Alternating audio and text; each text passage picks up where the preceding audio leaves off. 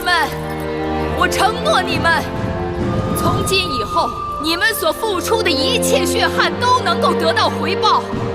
任何人触犯秦法，都将受到惩处。秦国的一切将是属于你们和你们儿女的。今日，我们在秦国推行这样的律例，他日，天下就都有可能去推行这样的律例。你们有多少努力，就有多少回报。你们可以成为公士，为上造，为部耕，为左庶长，为右庶长，为少上造，为大上造，为关内侯，甚至为彻侯，10亿万户。你们敢不敢去争取？能不能做到？我们能，我们敢，我们做得到，我们能，我们做得到，我们敢，我们能，我们做得到。太好，太好，太好，太好，太好，太好，太好，太好，太好，太好，太好，太好，臣有罪，请治臣的罪。请治臣的罪。你们有罪，但你们敢于认罪，你们个个都是勇士。我此刻不治你们的罪，我要你们去平定内乱，去沙场上将功折罪，做得到吗？臣做得到，臣做得到。我们敢，我们能，我们做得到。我们敢，我们做得到。我们敢，我们能，我们做得到。我们敢，我们能，我们做得到。我们敢，我们做得到。我们敢，我们能，我们做得到。太好，太好，太好，太好，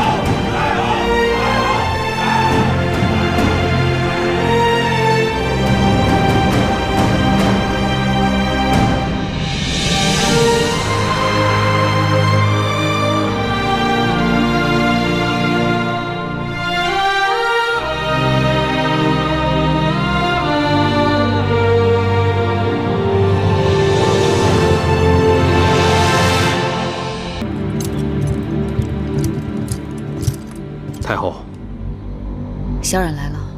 臣协助雍大夫查办刺客的案子，查出了以禁军头领蒙敖为首的一批内应。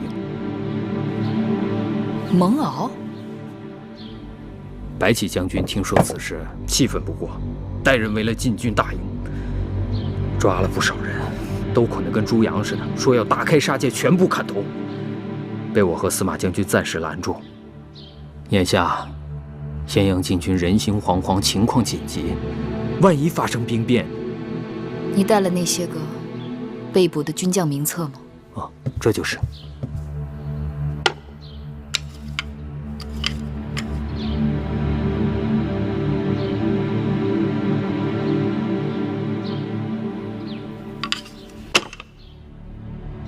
传我的话，召集守卫秦宫的禁军将士，到宣誓殿前聚合。我要训诫。可是太后，怎么？您前几日刚刚遇上刺客，眼下这禁军里头，一定还有谋反者。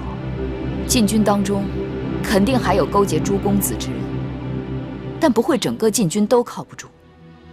鼠辈只敢暗中下手，而整个禁军军事列阵，5人为一伍，5伍为一两，4两为一卒，5卒为一旅，5旅为一师，5师为一军。每个人周围都是4个人看着，任何人有一点异动，都逃不过别人的眼睛。想在禁军当中行刺，除非他是疯了，或者是急着自寻死路，所以用不着担心。是。拜见太后。拜见太后。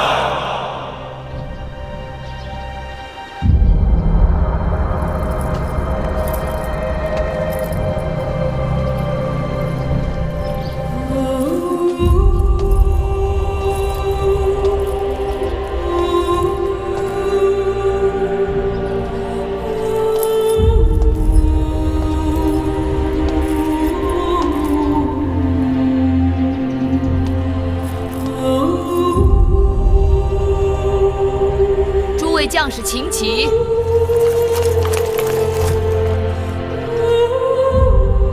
把他们解开。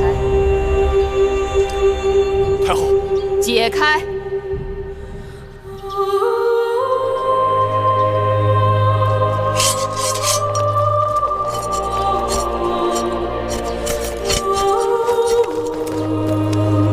诸位将士，我问你们，你们为何从军？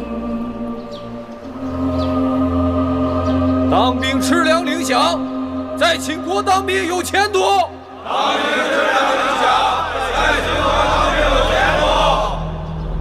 魏冉将军，你不必带他们回答。听声音，明明都是口不对心。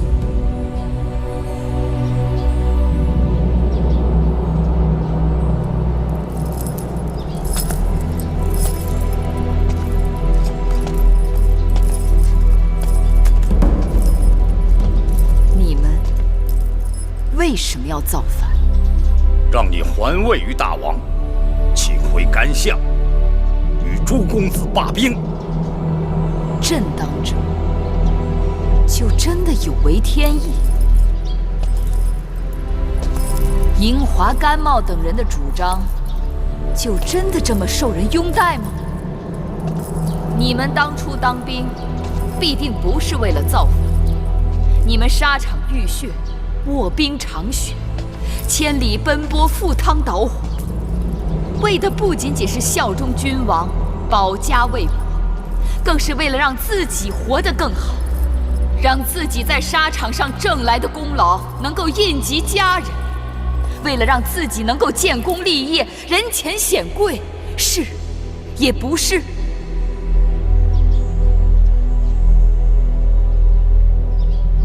今日站在这里的，都是大秦的佼佼者。你们是大秦的荣光，是大秦的倚仗，是也不是？是。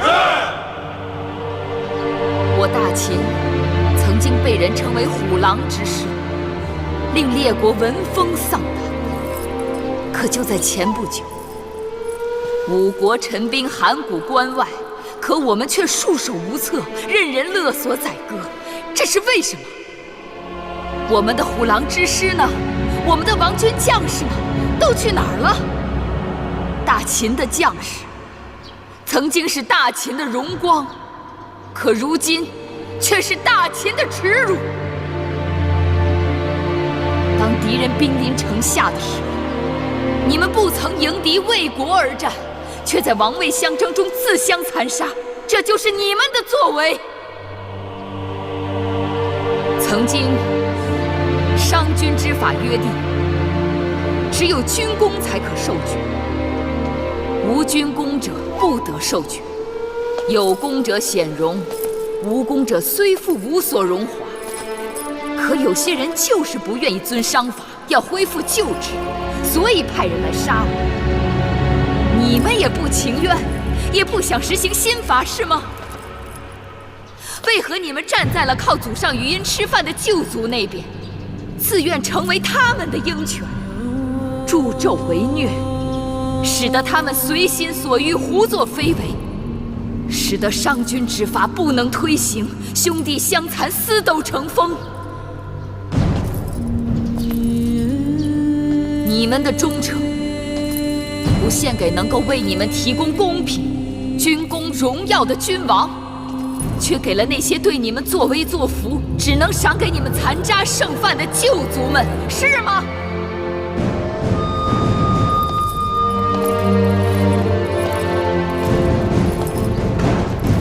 将士们，我承诺你们，从今以后，你们所付出的一切血汗都能够得到回报。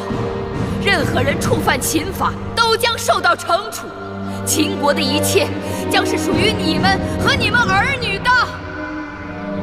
今日我们在秦国推行这样的律例，他日天下就都有可能去推行这样的律例。你们有多少努力，就有多少回报。你们可以成为公士，为上造，为不更，为左庶长，为右庶长，为少上早，为大上早，为关内侯，甚至为彻侯，10亿万户。你们敢不敢去争取？能不能做到？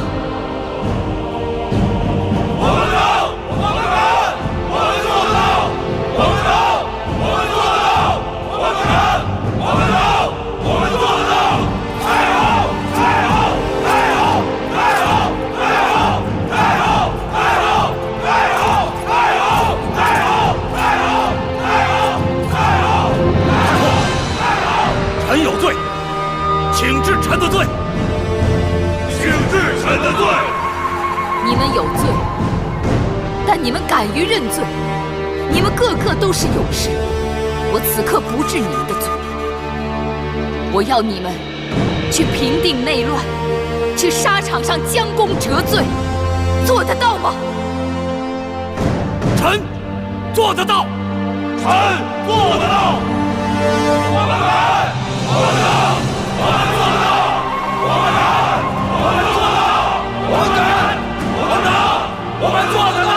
我们敢，我们做得到。我们敢，我们能，我们做得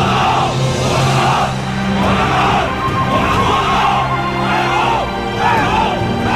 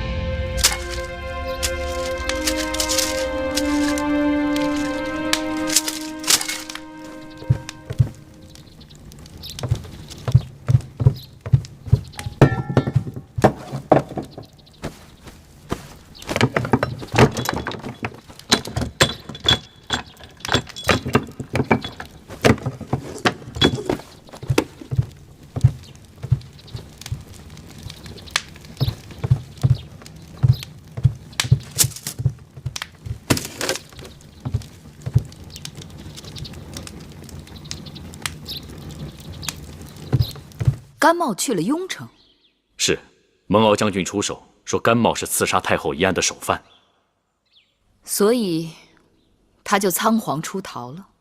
哼，去了也好。太后此言何意？甘茂是朝中老臣，树大根深，若留在咸阳，定会不甘寂寞，时时煽动朝廷故旧与我们闹事，让咱们眼前不得清静。这下他走了，倒是成全了我们。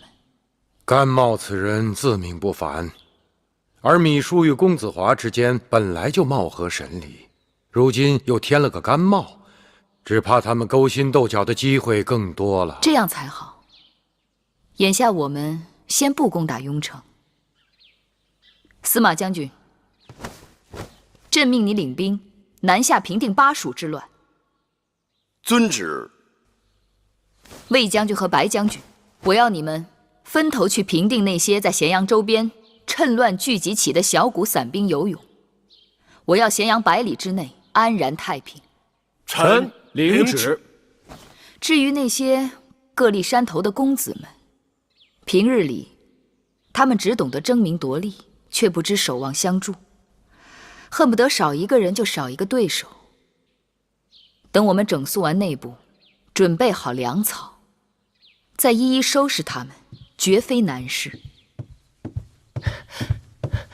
太后，魏夫人她出逃了。什么？她跑了？她在企图混出咸阳城门的时候，被守城官兵抓住了。你们说说，该对她怎么办？幸亏抓住了，有魏夫人在我们手里，银华投鼠忌器，也不敢过分造次。甘茂去了雍城，魏夫人也想去雍城。看来这雍城真是个好地方。去，带魏夫人来见我。是。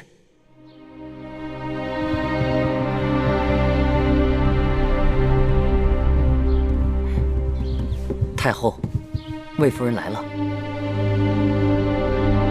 见着太后还不下跪？不必了。木心，在。给魏夫人烹茶去。是。你已经抓到我了，要杀要剐随你便，不必假惺惺的。魏夫人说的奇怪，我为何要杀你？坐。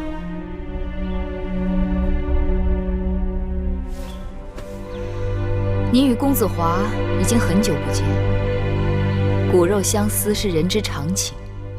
只是雍城离咸阳路途遥远，四乡因兵乱而匪贼横行。魏夫人只带一个奴婢便上路，未免考虑不周。至少该有车马相随，侍从护送。你什么意思？朝廷可以派人送你去雍城。送我去雍城？对。公子华是我大秦难得的人才，又是先惠文王的长子。只要魏夫人去了雍城，劝说他解散叛军，恢复秦法新政，一切就都好商量。怎么好商量？让他以江山社稷为重，归顺朝廷，我和大王可以既往不咎，不废称号，不夺封地，委以重用。怎么，魏夫人，你不愿意？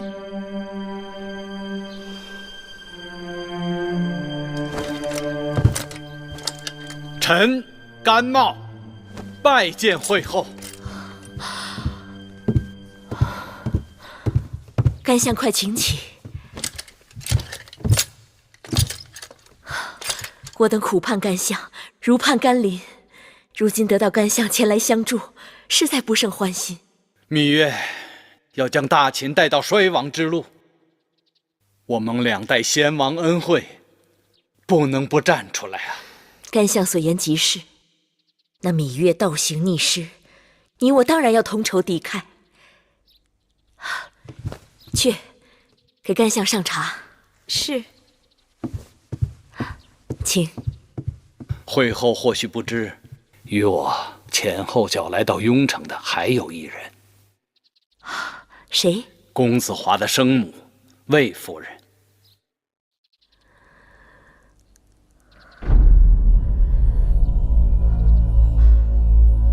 他怎么来了？谁让他来的？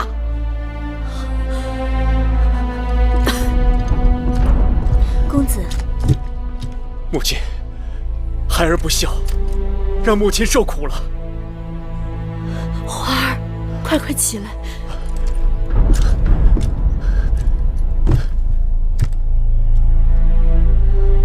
华儿，母亲，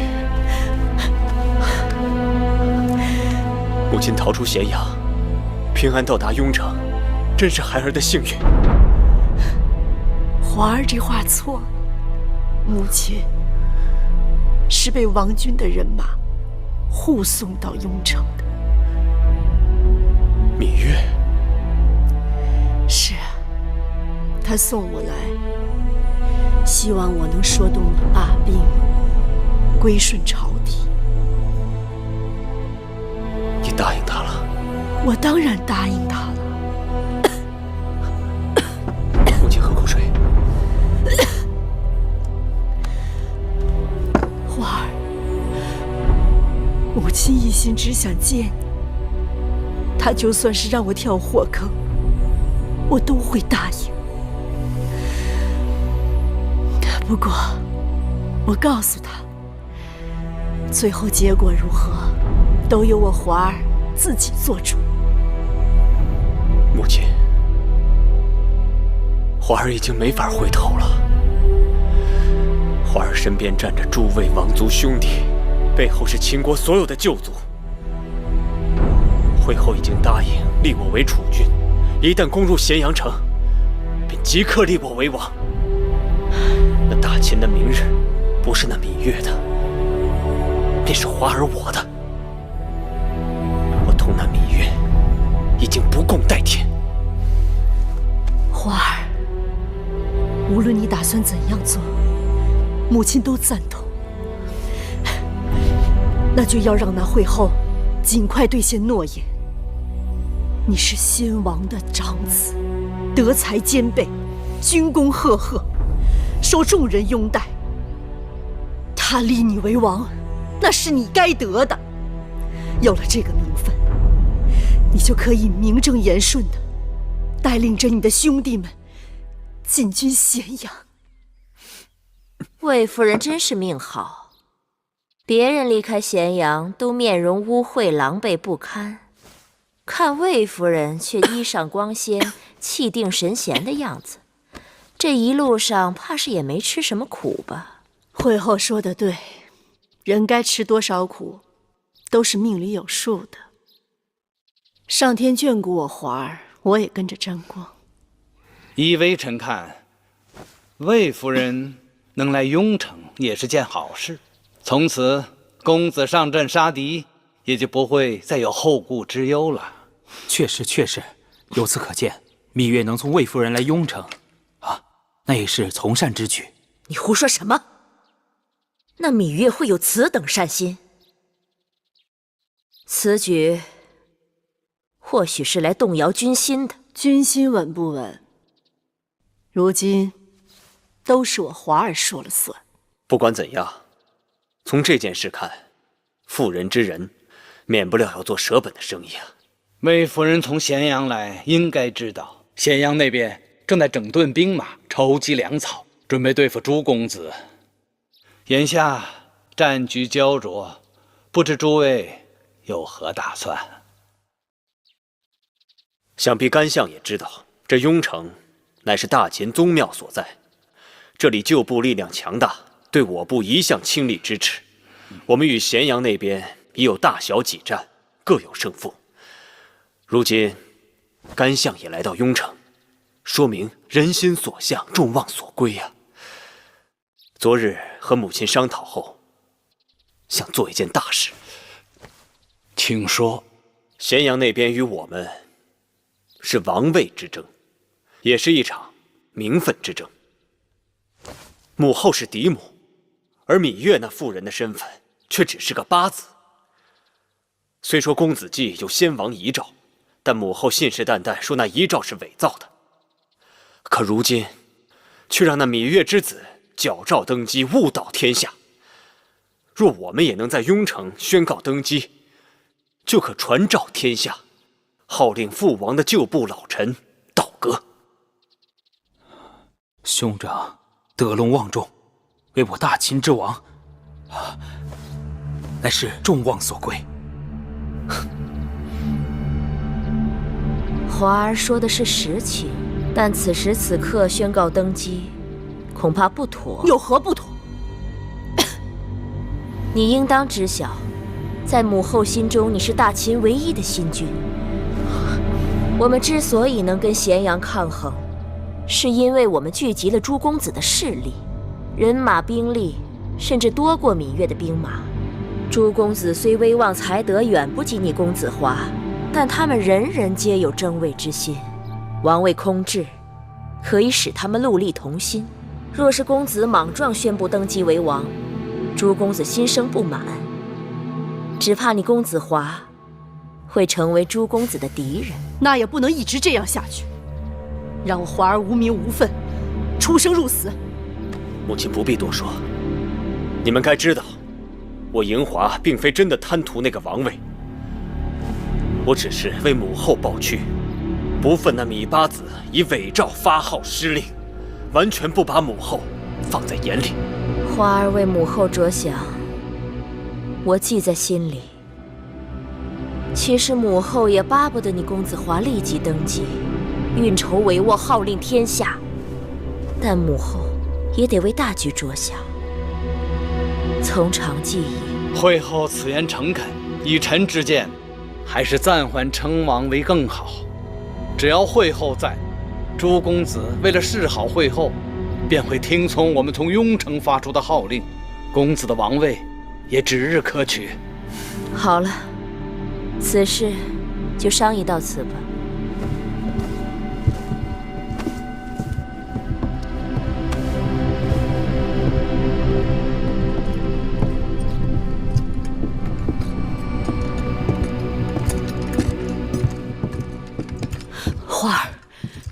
千万不要上他们的当，他们都是虚情假意，用好话来蒙骗你的。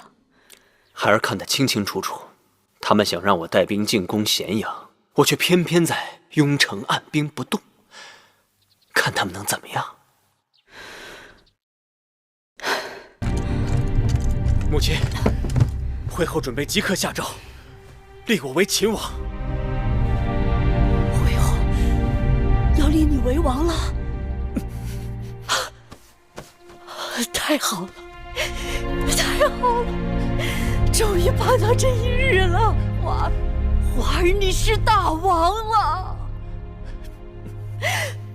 你当了大王，出征讨伐贼子，也好出师有名，号令天下，招抚王军归降。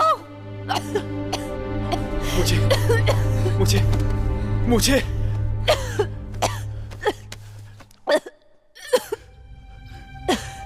母亲，华儿，你是大王了。母亲，你是大王了。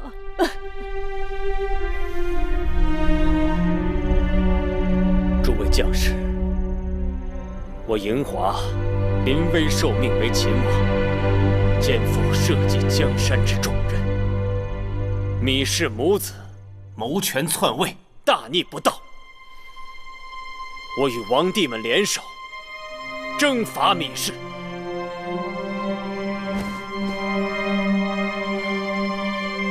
诸位若能助我成就大业，当裂土封疆，绝不相负。谨听大王之命。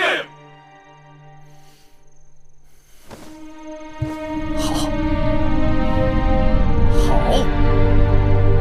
寡人绝不负诸位爱卿今日之功，为旗开得胜干！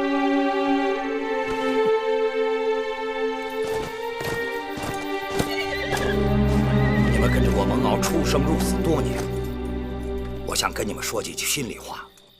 像我们这些在战场上拼死拼活的人，要么就是不能继承家业的庶子幼子，要么就是没名没姓、没有好祖宗的平头百姓。就算公子华他得了王位，他还是恢复旧制，可我们又能得到什么呢？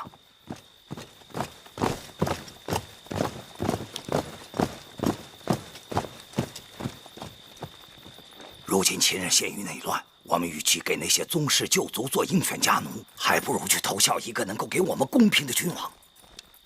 至少心里头明白，我们拼死拼活的打仗是为了什么。如果我们战死沙场，我们的家人，他们又能得到怎样的保障？将军说的对，我们都听您的。将军说的对，我们听将军的。朕得到消息，公子华自立为伪王，恢复旧制，倒行逆施。另外一些叛乱公子的兵马也已经开始向雍城集结。我大秦王者之师95之尊，从今日起，我等将征伐诸公子之乱。楚礼吉，臣在。朕命你亲自起草讨伐檄文，将嬴华等人背道逆礼之罪昭告天下。遵旨。尤瑞，臣在。你为中军主将。遵旨。白起，臣在。你为中军先锋。遵旨。魏冉、李荣，臣在。你们各领一支人马，分头为左军和右军。我要你们依我的旨意，听从雍大人调遣，征伐雍城之叛军。遵旨。望尔等齐心协力，共同剿灭叛军，保我大秦一统江山。臣遵旨。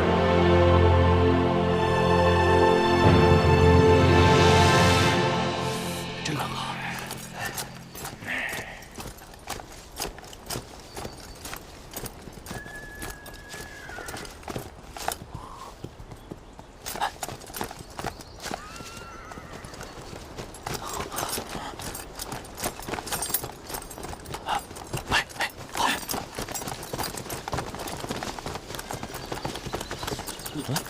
走。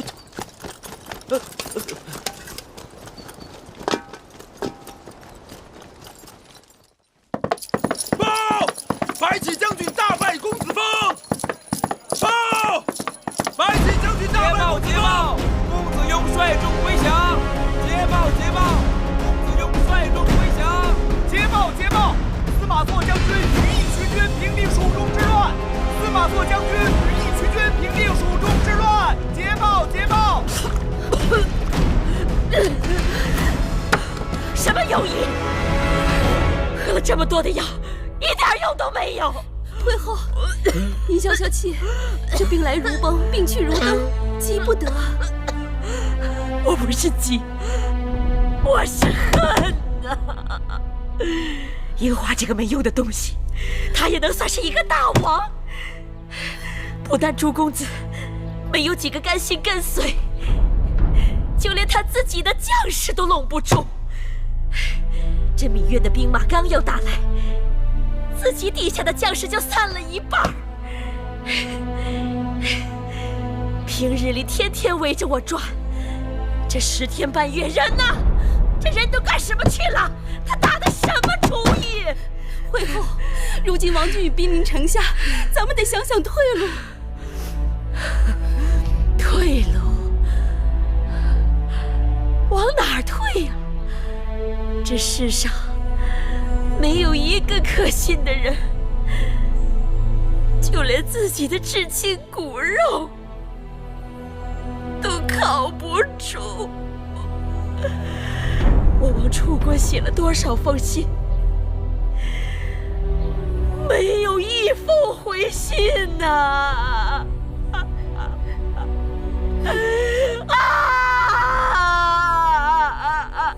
没有一封回信呐！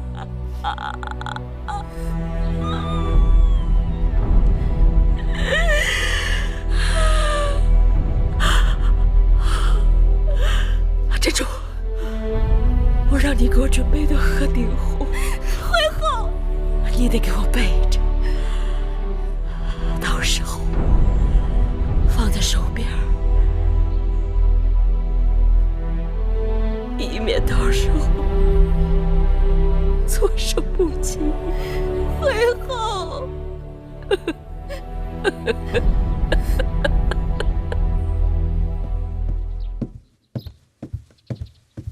夫人，这是您的凤冠。大王真是孝顺，让雍城最好的缝纫绣娘做出来的嫡衣，一点不比咸阳宫里头的差。这会不会僭越了规制啊？夫人是大王的亲生母亲，就是该让天下知道大王心里头最敬重的人是谁，免得人前人后让惠后压了夫人一头。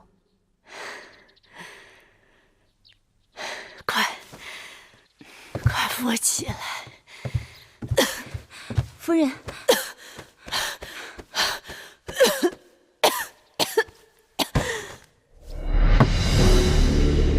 王军已经开始攻城了。大王，南门也兵力空虚呀，北门也快顶不住了，损失惨重啊！是啊，大王，大王，速作决断呐！大王，报！大王，大王，大王，王军已经不，侍卫和白起的人马已经破城而入了啊！这大王，大王，大王，怎么办？大王，大王，莫慌，你们几个快随寡人冲出去！是。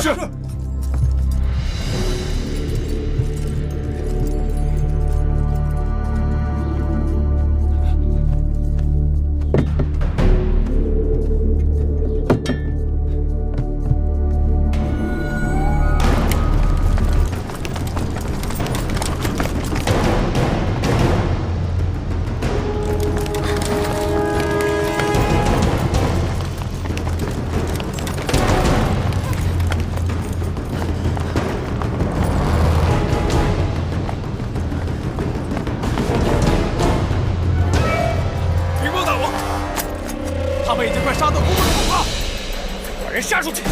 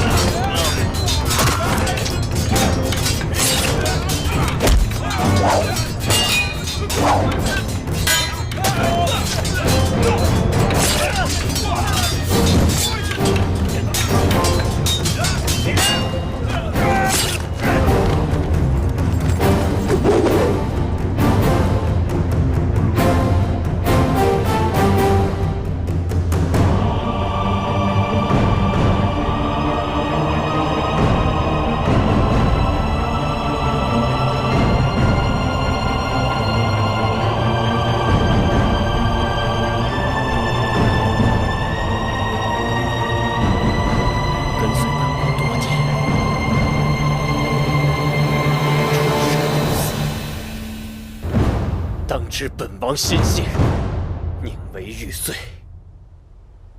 不为瓦全。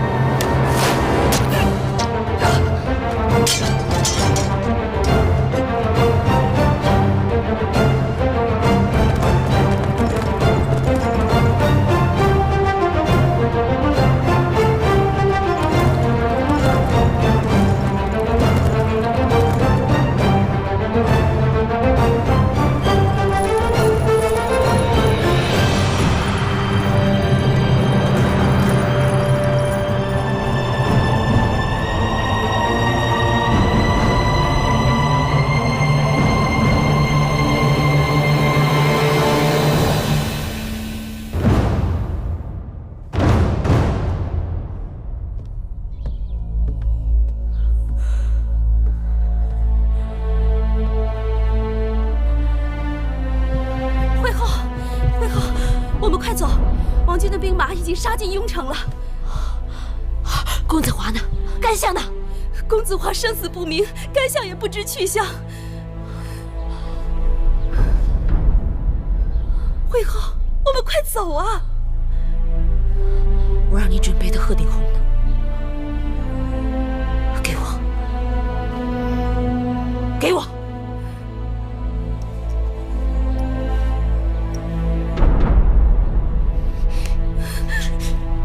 惠后，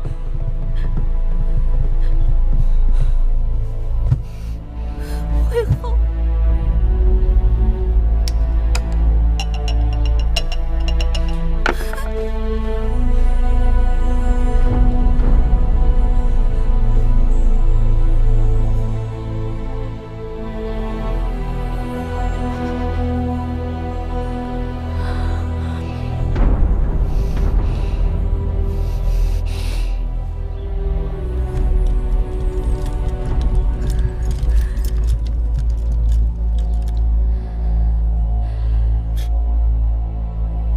别在那装模作样，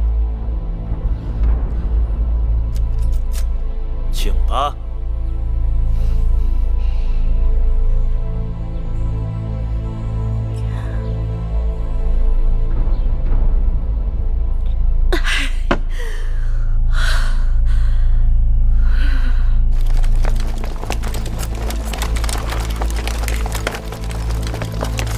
夫人，夫人，王君来了。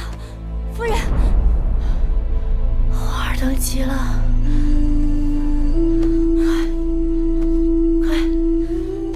快把我的第一拿过来。将军，夫人，快去。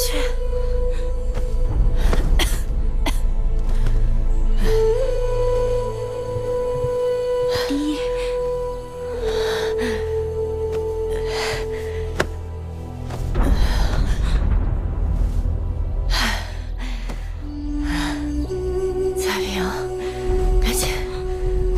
起来，换上第一，帮我把头发梳了。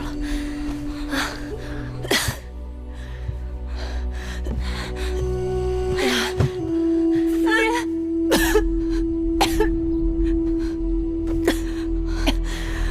人，啊，夫人，彩萍，你听，是花儿。车马仪仗的声音，是花儿的人马来了。花儿特地派人来接我了，夫人。夫人，你看呀，花儿用的是王一鲁帛。魏家盾，威风凛凛。我花儿，我花儿，我花儿，当上大王吧！快帮我把笛穿上！快！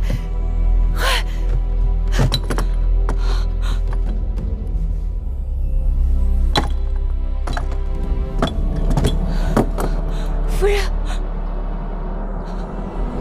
夫人，夫人。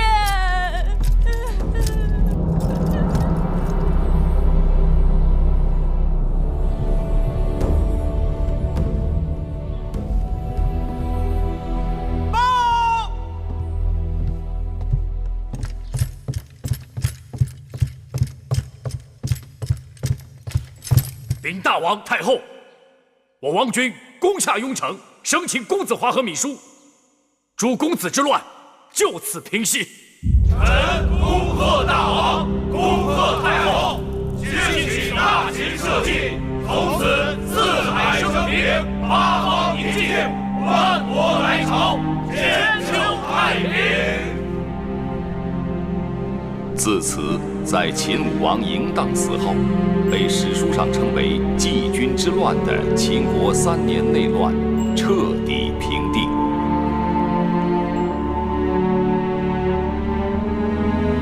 7位参与叛乱的公子，如今都已被囚禁。敢问大王太后该如何处置？秦法上规定，叛乱之人当如何处置？处离子。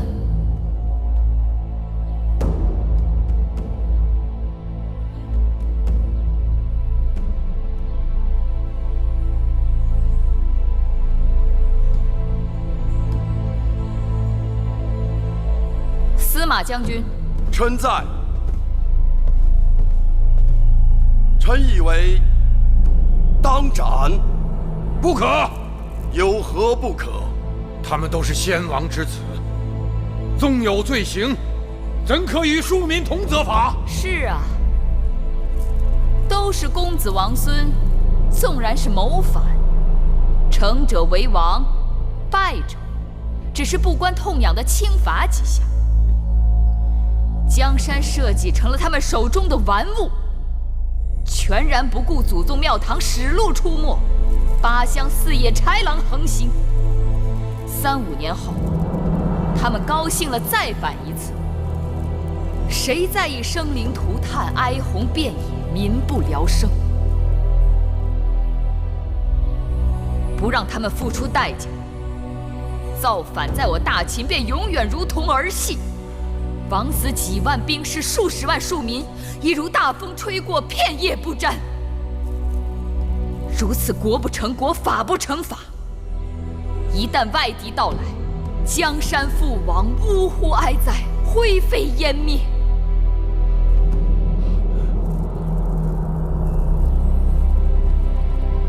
太后，老臣愿意监督他们，绝不让他们再生事端。楚离子，你已经多大年纪？他们多大？你能活得过他们？你要知道，今日我把此事放到朝堂上来讲，就是要给天下人一个警示：乱我大秦者，当如何下场？太后，赵廷尉，依国法论，全部处斩。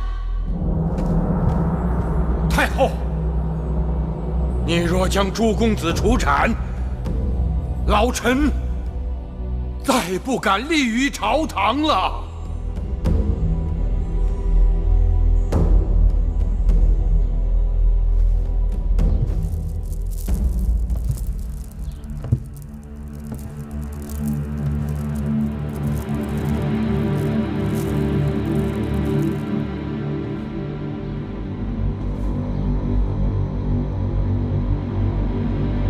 我不受任何人要挟。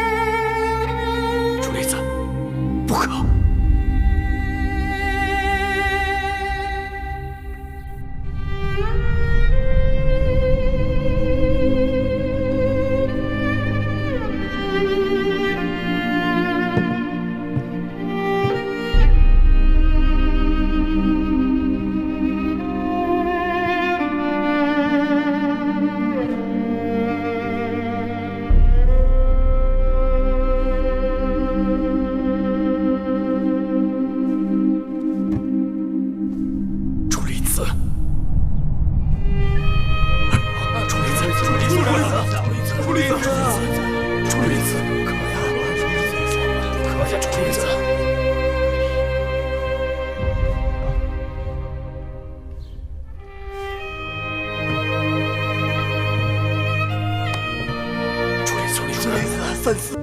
太后，外面下雪了，好冷啊！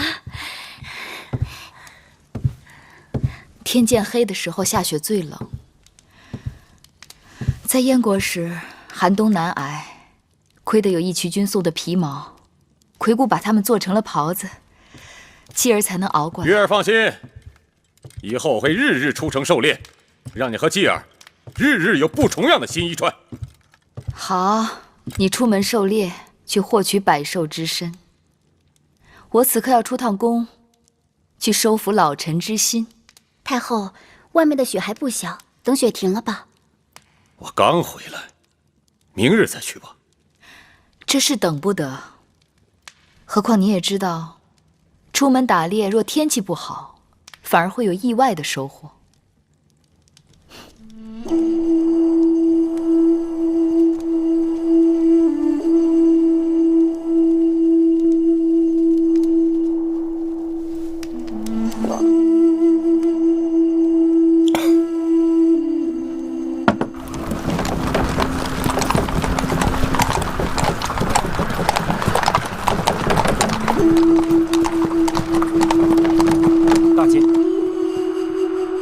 太后前来拜访初离子，恭迎太后。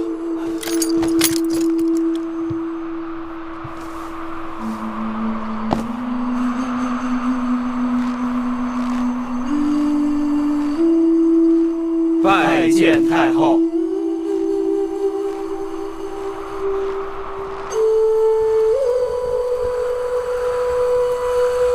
香儿、慧儿跟我进来，其他人在外面等着。是。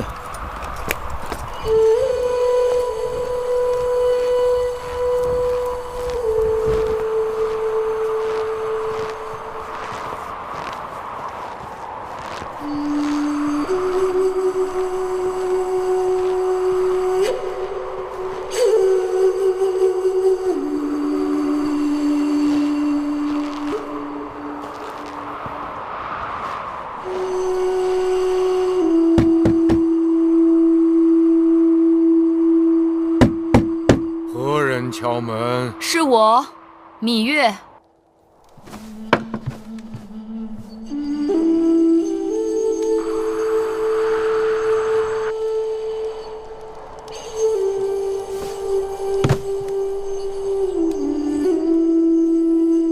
太后，天色已晚，请太后回宫吧。内忧外患，刻不容缓。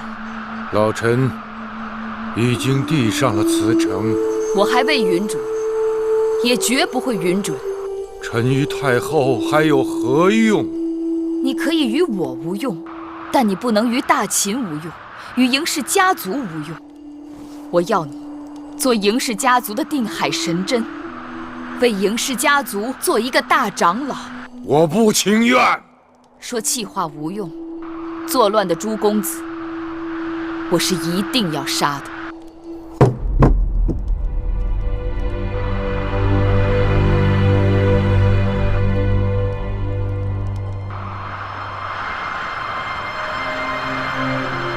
从孝公开始，到先惠文王，秦国实行商君之法，纵然是王孙公子，无军功者不得受爵，就有权贵的势力要年年削弱。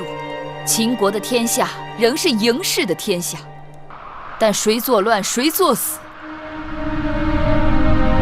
嬴氏家族的子弟们需要一个有威望的长老去引导他们安分做人，用心做事，稳固大秦的社稷江山。臣老了，看不懂世事，料理不了朝政。太后，外面冰天雪地，天寒地冻，还是请太后回宫吧。不要紧，我在燕国见过比这更大的雪，更寒冷的夜。我会等你出来，与我一起议政。你一刻不出来，我等你一刻；你一夜不出来，我就等你一夜；你一世不出来，我就等你一世。我就不信你一辈子也不出来。太后如果自己愿意等，那老臣也不勉强。老臣要歇息了。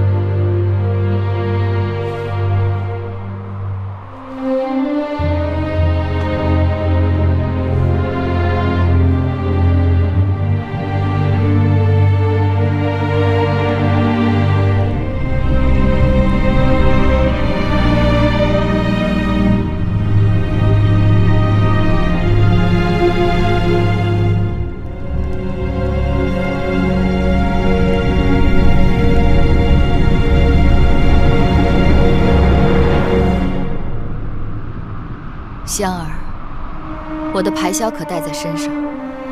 太后的心爱之物，奴婢走哪儿都带在身上。太好了，红梅白雪，就差一曲好乐，把它给我。手都冻僵了，怎么吹啊？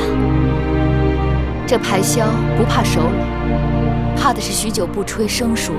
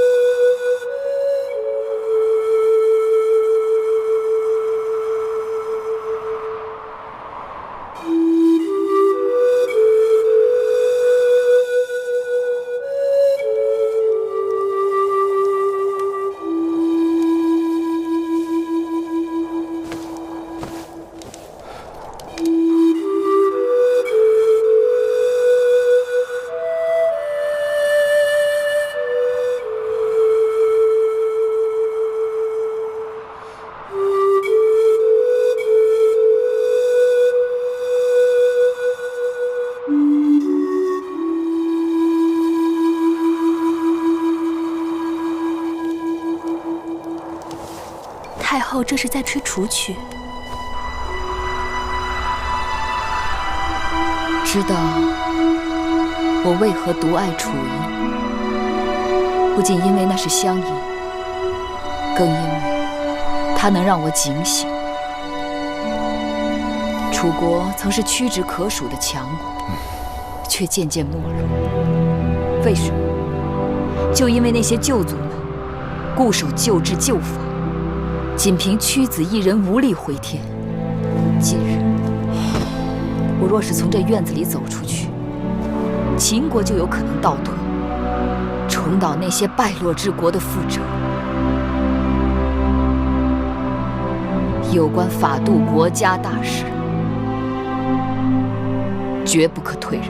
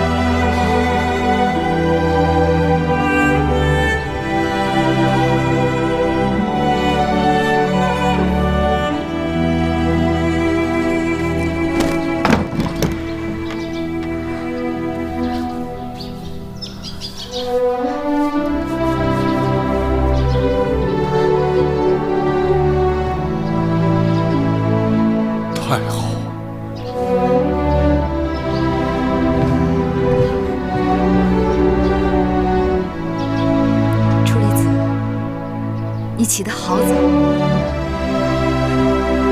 来，起来，快起来。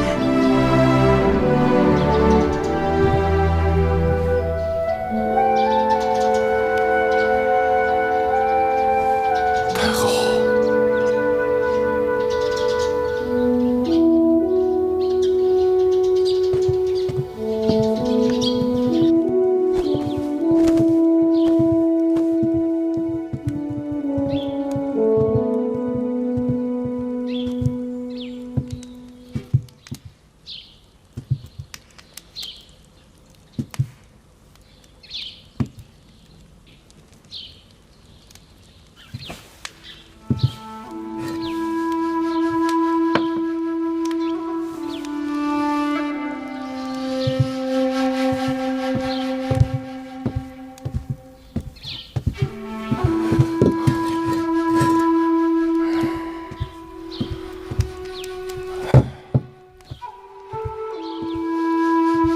太后烤烤火吧。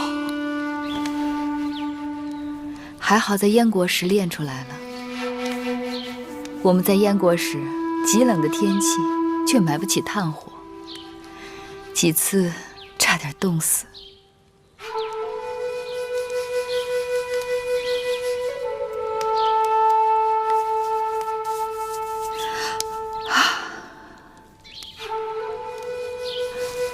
楚离子，坐。你们两个也去取暖吧，让我的侍从送些热姜汤和早膳给太后。是。还是楚离子想得周到。老臣可不愿意做让太后生病的罪魁祸首。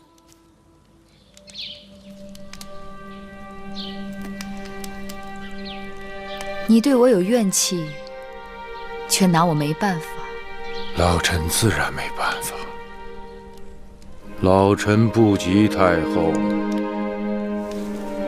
你何事不及我？老臣聪明不及太后。错。若论聪明，世人都说智如初理。你不聪明，谁还敢说自己聪明？太后取笑老臣了。我的确不如你聪明，但你却拿我没办法，因为我能豁得出性命，吃得了辛苦。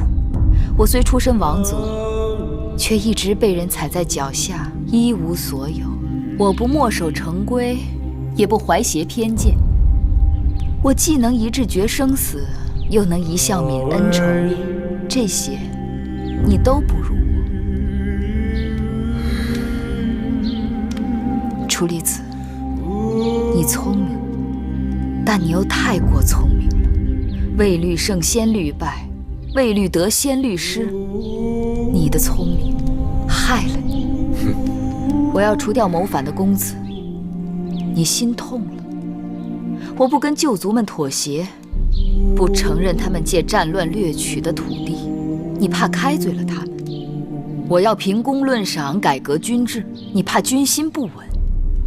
我刚刚针对顽症痼疾略施药时，你就觉得四处风雨飘摇，江山不保。你呀，把自己给吓死了。是我赢视江山，生死我都跟他绑在一起。若有一日天下大乱，太后躲得掉，老臣和大王却是躲不掉的。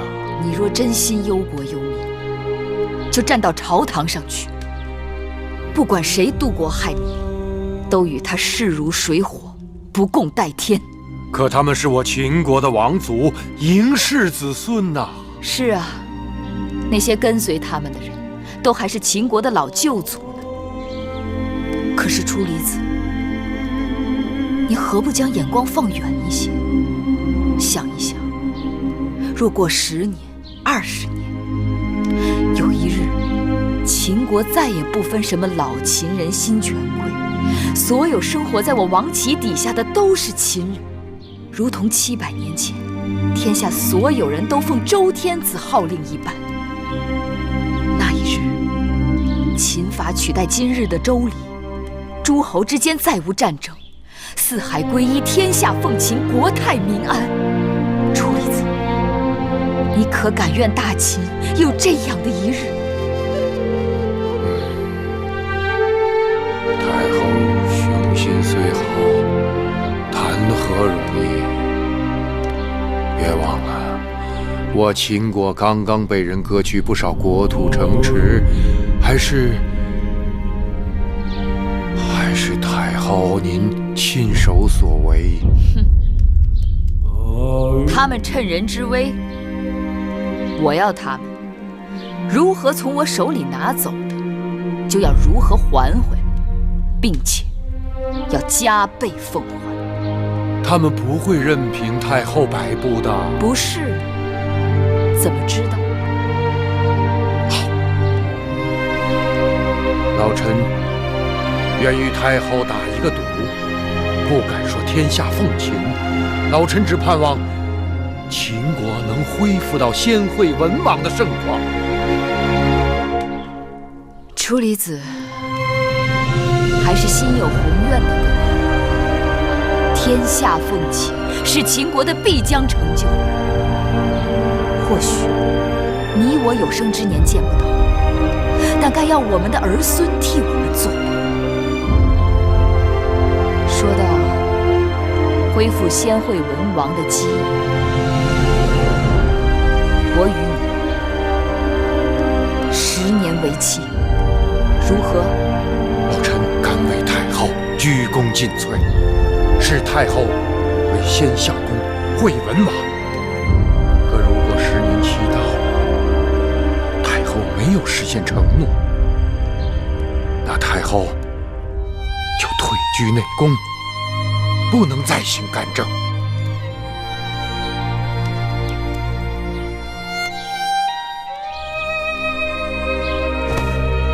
好，君子一诺。好，老臣与太后即按3下为约。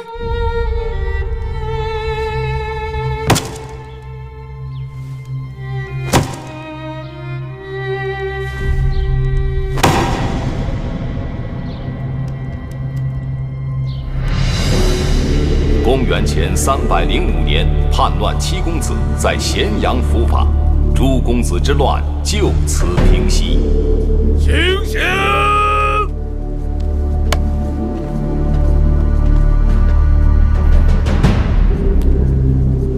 母亲，我来了。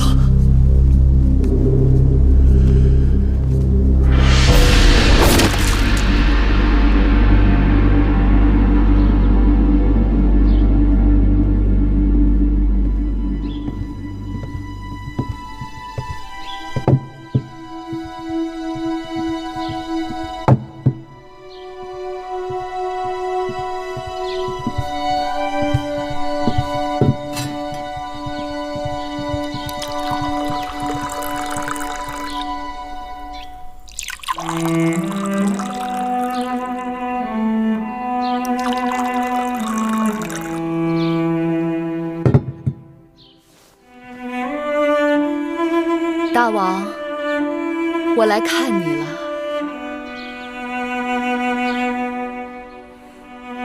记得那一次，你带我出游，拜谒商君之墓。当时我糊涂着，我想你既然恨他，为何要祭奠他？你祭奠他，为何却要让他的尸骨埋在荒山之中？可此刻，我总算隐隐绰绰知道了原因。有些人尽管活着的时候，他可能是你的敌人，但有一日，他的幸福却不知不觉的会成为了你的幸福，存留在你的心头，在你的血脉里，成为你生命中的一部分。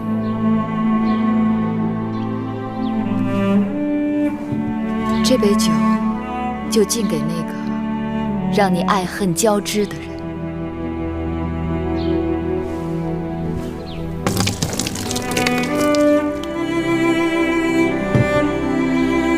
是秦国后宫所有女子的夫君，于我却是第一个男人。我曾经爱慕于你，依恋于你，视你为父为兄。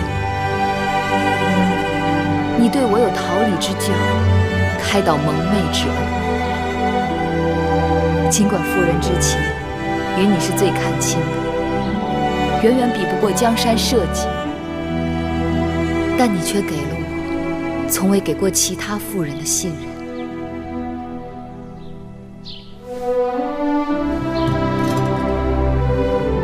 这第二杯酒，我敬你，谢你使我自重自信，从不妄自菲薄，才有了今日的秦国太后。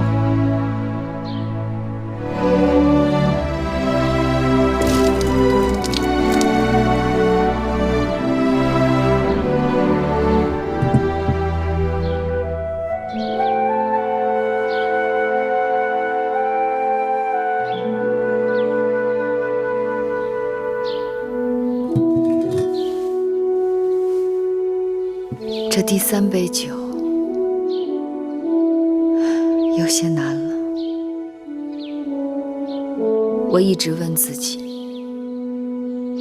倘若你在世，是否会情愿拿你那7个公子的性命，来换取秦国天下的长治久安，换取商君之政的重新推行？我狠心做了一件世人都觉得为难的事，但若是不做，只怕秦国就要为难。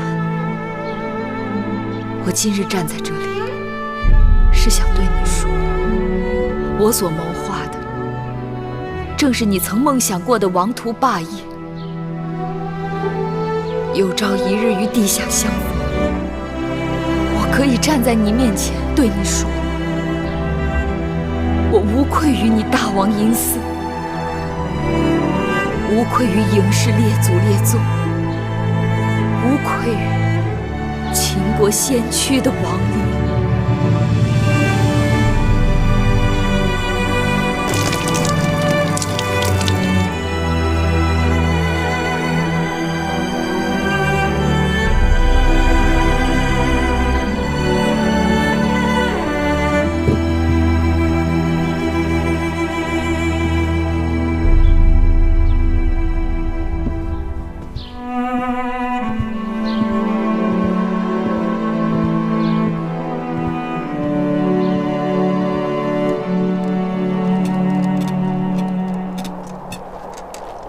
木心，你可知俗语“瑞雪兆丰年”？我们那边都说冬有300是丰年。宫内一片祥和之气，不知那会后在清凉殿怎么样？那清凉殿并非冷宫，只是伺候的人少了点，用度减了一些，倒也没大委屈的。他回咸阳不少日子了，我也该去看看他了。是。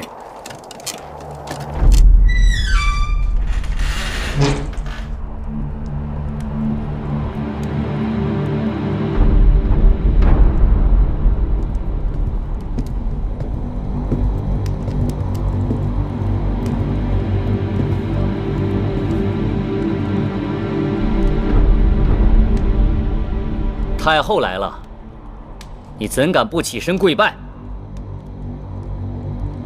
我从未听说太后为何物，天下都知我是先惠文王原配之后，你口中的太后只不过是我的陪嫁应女。即便嬴稷继位称王，她仍旧是个应女。我是大秦唯一的惠后，只有我才是母后。痴心妄想，怎会没人告诉你？因为失德，你已经被废掉了尊位。大胆！想要废我尊位，也得等我到地下由先王来废，由不得你们。没关系，他不用跪我。即便废掉尊位，他她仍是我的姐姐。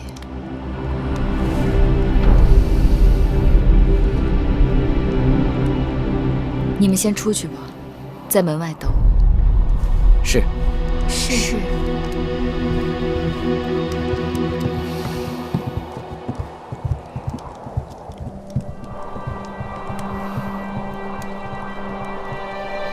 如今，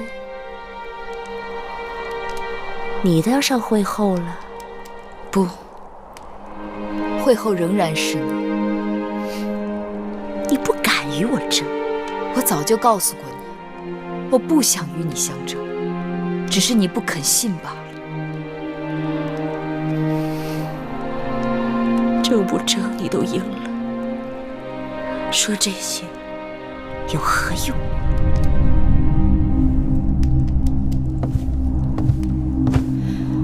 姐姐，你会放屁吗？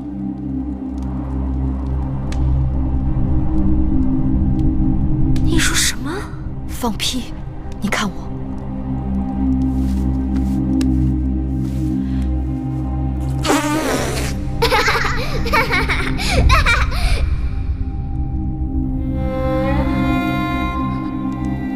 我放一个。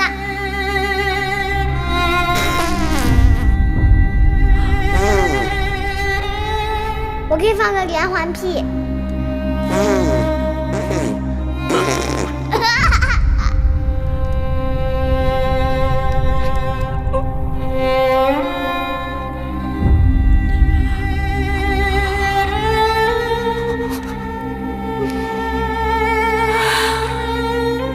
我是狄公主，你见了我，应该行大礼。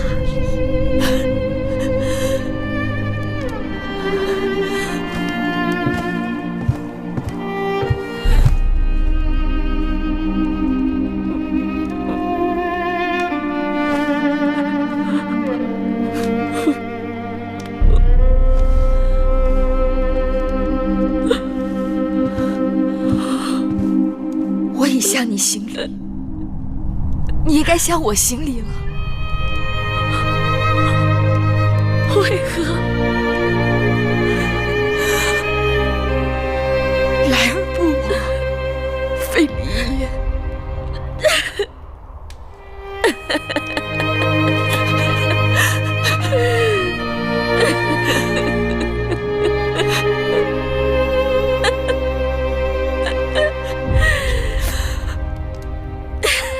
姐姐还没有忘记，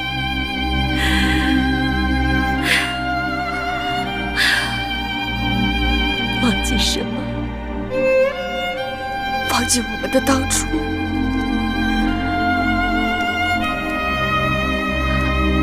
那时候太小，什么都不懂。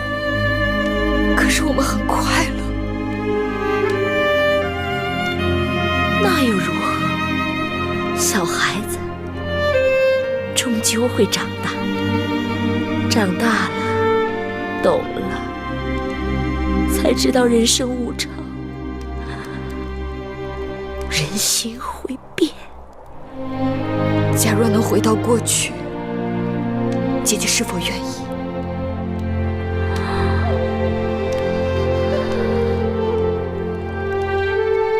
你我都已回不去了。不曾试过，怎知不行？是什么？怎么是？难道你能让时光倒流？能让先王与我情谊如初？能让荡儿起死回生？能把江山社稷重交于我手中？假若没有那么多的纷争，你我能回去吗？不可能，你我一开始就错了。我是狄公主，生来就该做王后、母后，而你是庶出，只能给人做应女。所以，不是回不去，是姐姐不愿意回去。你以为你的儿子当了王，你的身份就变了吗？能与我平起平坐？当年我与先王成亲，就是在这清凉殿里度过了我的新婚之夜。先王对我温柔多情，而你们几个应女就坐在那边的地上，夜夜服侍。再过多少年，多少代，哪怕这清凉殿倒塌了，大秦后宫也会记得我芈姝，记得我这个惠后。没有人会知道你这个八字的。万一事与愿违，姐姐说的都是错的。那我也要将错就错，一错到底。我的人生告诉我，成则为王，败则为寇。如今我无夫无子，孤家寡人。你若真想成全我，就杀了我吧。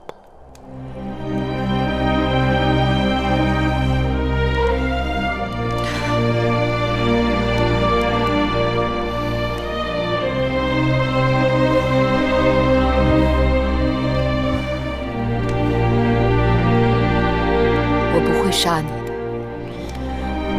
你不杀我，难道你还要把我留下来，百般折磨我，让我生不如死吗？姐姐，你又错了。大秦只杀强敌和对手，如今姐姐孑然一身，手无缚鸡之力，我杀你作何？既然你已不是对手，我折磨你又有何趣？你虽名位已无，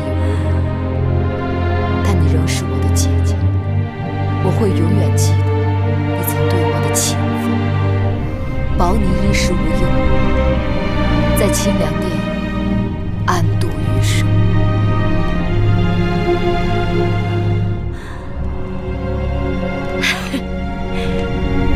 不，你是不敢杀我。我是敌，你是应，你不敢杀你的主子。你希冀你永远为主，我永远为奴；你高高在上，我沦落尘埃。可如今世道变了，我与你之间的一切到此已经全都结束。